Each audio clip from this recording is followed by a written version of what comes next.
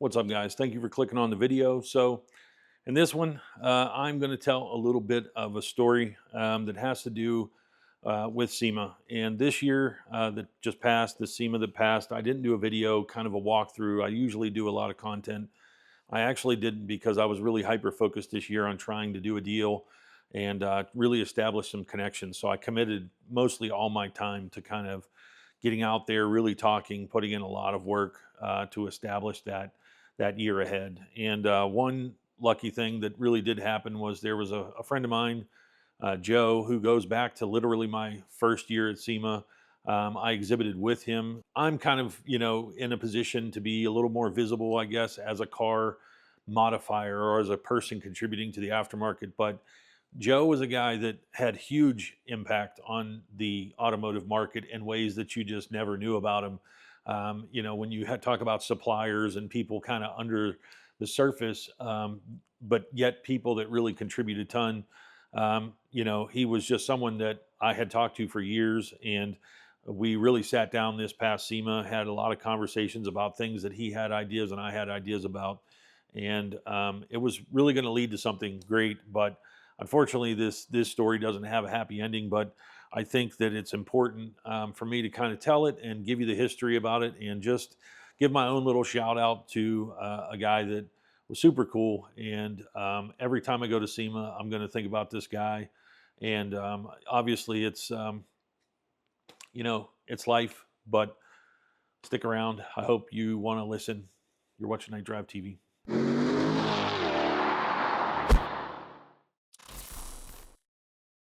So basically, this all goes back to November. Well, it goes back to 2009, 2010. I had initially been employed as a photographer for a company. I was in between what I was doing with shops, and had always been into photography and video. I had cameras and whatnot. And I caught an opportunity to be a photographer for a guy that had a car that he had built with a shop. And basically, it was a Factory 5 GTM. I don't know if you guys are familiar, but I was hired as a photographer and got kind of close to the operation and saw, as a former car builder, he didn't, the guy that owned it didn't really understand my background. Um, I started to kind of work him through this 2 weeks to kind of let him know, hey, there's a lot more I could contribute here. I'm looking at the cars, kind of assessing things. So basically, this kind of led to an opportunity to where I got involved in this company.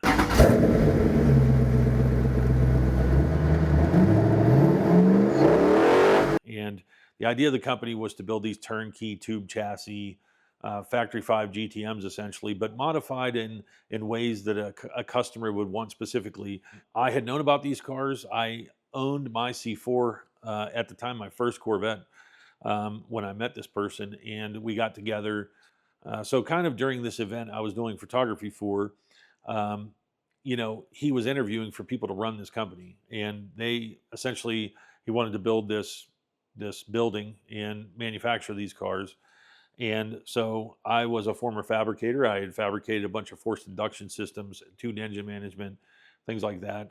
Here I'm the photographer kind of sitting off to the side while he's interviewing these people.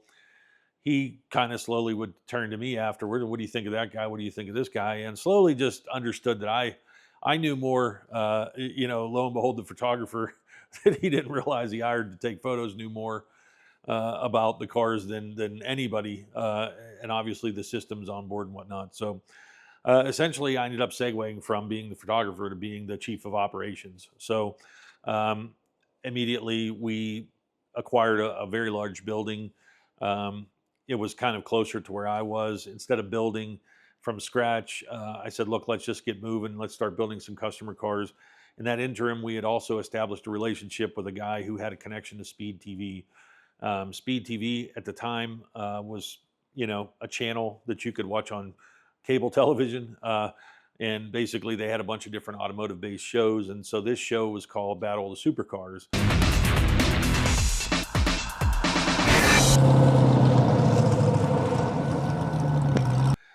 It was being pitched, and there was an episode lineup. And basically they said, hey, if you guys can provide a car, we would, there's marketing benefit for you. It's YouTube of, 15, 20 years ago, basically. Lo and behold, the first prototype, the car that was built before I was there, was in a rough state. It was not a great car, but it needed some things, and I had come in right as we were trying to go through all go to these different events. Speed Channel, there was a rap video in Miami that was shot, and SEMA. SEMA was a huge dream of the guy that I partnered with. He had no idea how to get there, so through me working connections and things, I had met Joe, who I had mentioned in this in the beginning of the video. So we got the car on the Speed Channel. Tanner Faust drove the car. The car was freshly from an event in Miami where the rear diff blew out of it. It was a clutch LSD, basically. It was running as open diff. It didn't show well, but the shows are kind of fixed. It's a whole nother thing I could talk about. But in addition, because it was a Factory 5 GTM, Shelby was suing Dave Smith, who owns Factory 5 at the time. Shelby had some ties, I guess, with the Speed Channel and stuff like that. So the car was not going to win, regardless of what we did, I don't think. But anyway, my connections and the way that I went about getting the car to SEMA is I started working the lines basically to connect with a wheel company, someone that we could basically kind of piggyback with. So my focus was basically to put appropriate wheels, one-piece forged, design some things that worked on the car, rework the suspension, do things like that to try and make this car into something more viable. The owner was spending a lot of money. He was building a lot of things with a bunch of different shops, but it wasn't culminating into what he had conveyed to me he wanted to accomplish, which was building about 10 or 12 of these cars, obviously making it profitable, and then kind of branding it on his own name as a variation, a shift from like, this is, yes, it's a Factory 5, but once we do this, it will become something else, another name. So I reached out to wheel companies, suspension companies, and I, lo and behold, met Joe. So Joe was in Queens, New York. He represented a company called Renan International. So Renan International had a sub-brand called Don's, and they were connected with Dub. And so Dub was crushing at the time. This was 09, 10. I mean, I won't say crushing. It was the downturn, but they had a lot of dominance, a lot of presence at SEMA, and he was tied into that network. So Joe had a ton of connections. And lo and behold, we go up to New York. We did a test fit, got some of these wheels on, and we were finishing building what would become the SEMA car, which was a twin turbo LS3 mid-engine, obviously Alcantara interior. Was kind of a Corvette silver, actually. It was an older Corvette color. Started working the lines, and Joe said, look, let's get the wheels done. Let's get the car to this point. I can get your car on a stage. You can come out to SEMA, we'll arrange transport. And he the guy just would work the phones. Basically, me and Lace's brother at the time, we ended up flying out to Las Vegas. And this was the first time we shipped the car out. The car did get done. We crunched through the last 2 months approaching SEMA of 2010 in November, and got the car out to Las Vegas. And Joe was there to basically show us the ropes, you know what I mean? Because I had no idea what was going on. And so, back then, man, it was just like Dub ran everything. They would get whole clubs, and like you would get VIP stuff, and they would bring in like celebrities that were connected to Dub and through the magazine. And Joe was just like, man, he just showed us so much stuff. And so, Joe showed us all the ropes. We went to different clubs, experienced things, but having the car on a stage and elevated, it started to bring a lot of positive attention to the build itself. And so that's how I ended up being interviewed by Dave Smith, who owns Factory 5. I was not comfortable on camera then whatsoever. We had been up all night going partying.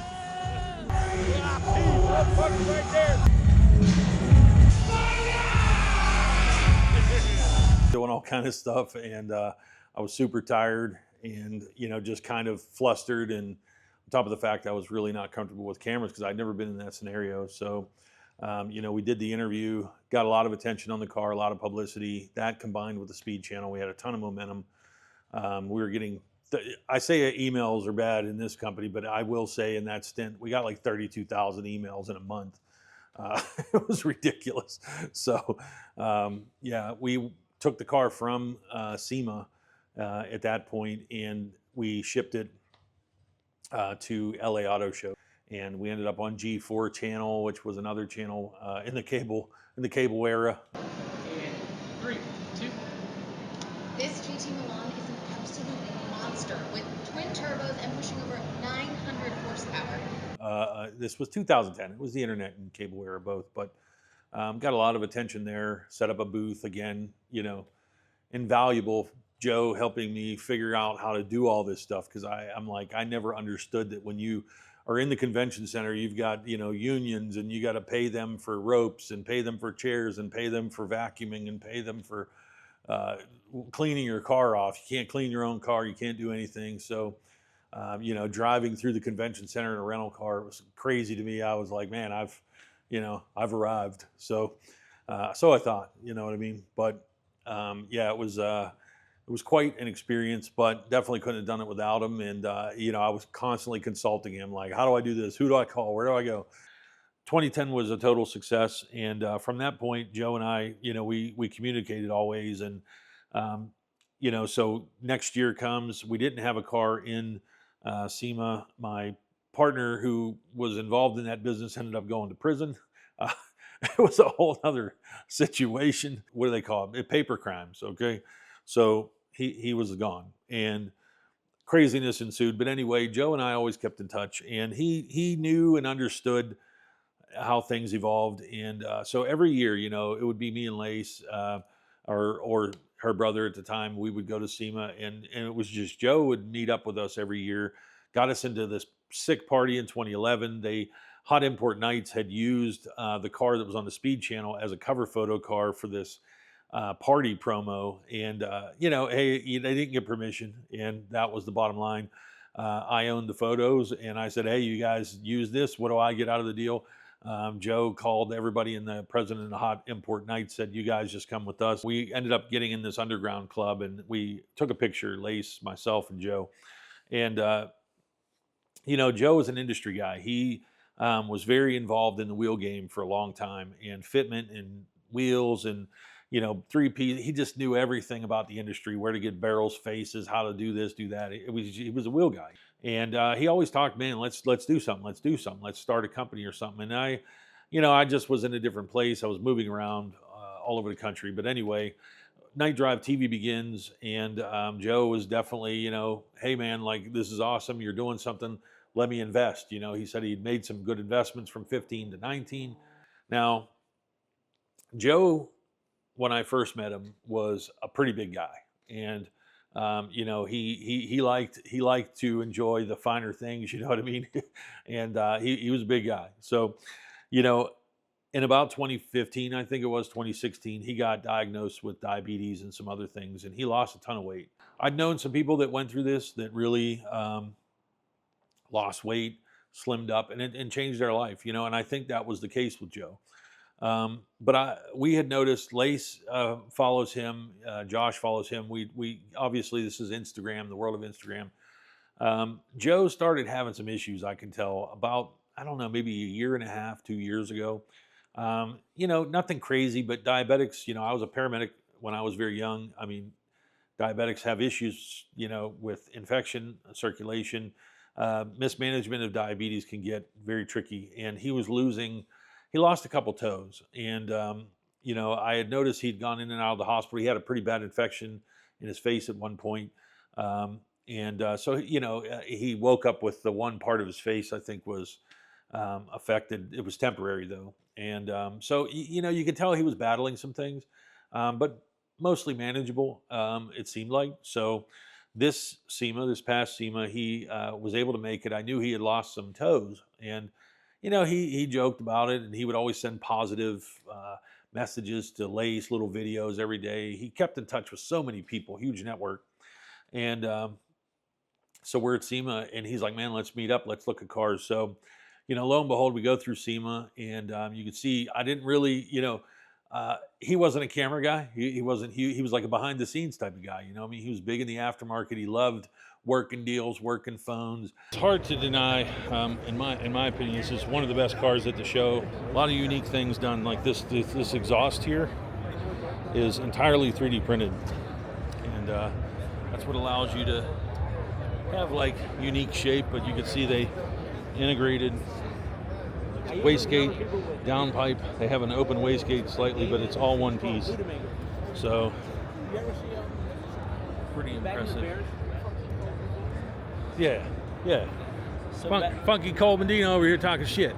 But he wasn't an out front type of guy, you know what I mean? He didn't really do a lot of social media. So the camera, I didn't get near him, but you could see, you know, Kelsey, this was her second year at SEMA. She got to meet Joe. Her second year. You've arrived twice. Living the dream over here of some dudes. We had lunch together. She's from Vegas. Joe's from New York. Never been exposed to that culture. And, you know, Joe is just a really good guy and, you know, has a daughter. And this year especially, he was like, man, let's do something. You know, I'm ready. And I said, you know, Joe, honestly, I said, I've been thinking about doing wheels. You know, there's a lot of wheel ideas I have.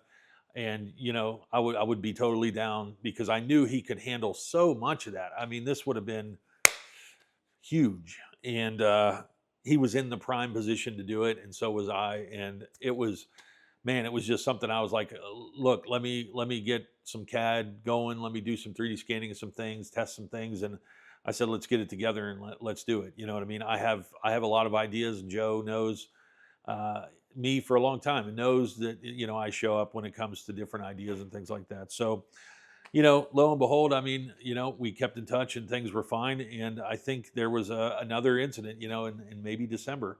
I think he lost like another toe or something like that. And, you know, people in his comments were like, man, you got to straighten up. You got to take care of this. And, you know, he posted, I hope this is the last time. And, you know, unfortunately, Lace and I were out at lunch. I think it was, you know, about 2 weeks ago. And she was just reading through the comments. And somebody had gotten a hold of his phone, I guess a friend of his or something. And Joe had died in his sleep. And he was 45. And, you know, it just was like, you know, what just happened? You know what I mean? It's, you know, you don't think something's too severe, but obviously infection and stuff like that. It, you know, if undetected, which probably is what the case was. You know, he had some type of blood infection and it grabbed him. And you know, totally suck situation. And because and just business and wheels and all that aside, you know. It's just one of those things. He was such a good guy to meet up with. Every SEMA, it's just that's going to be for me at least. You know, every time I go to SEMA, I'm just going to be I'm going to feel like it's different. You know, because Joe was just an ever-present force throughout. You know, the world of wheels and stuff like that. He loved looking at stuff. He knew a lot about cars, and you know, in the sense of his world, he knew a lot about cars. And man, was just such a good guy. And you know, I hear a lot of people from the Northeast. That's a saying we all say, good guy, he's a good guy, he's a good guy. But, you know, I mean, Joe was definitely great character, great quality of character. And she called you a wuss. How did you guys become friends?